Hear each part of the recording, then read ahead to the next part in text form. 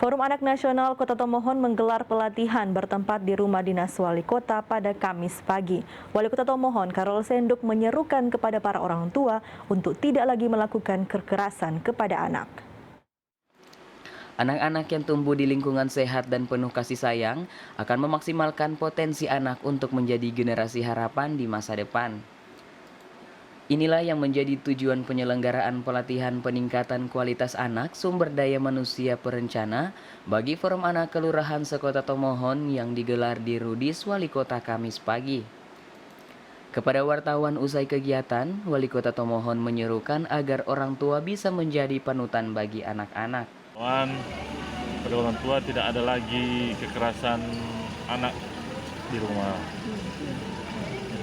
Biar orang tua jadi teladan yang baik buat DP anak.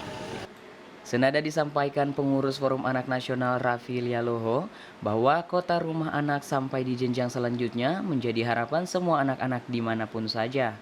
Dinaungi oleh Kementerian Pemberdayaan Perempuan dan Perlindungan Anak Republik Indonesia. Dalam hal ini Dinas Pemberdayaan Perempuan dan Perlindungan Anak Daerah Kota Tomohon memfasilitasi kegiatan ini dengan anggaran dan lain-lain sebagainya, dan kami selaku Forum Anak melaksanakan atau bergerak dalam kegiatan ini. Jadi kami panitia penyelenggara dan ayah bunda kami yang ada di dinas sebagai pembimbing kami.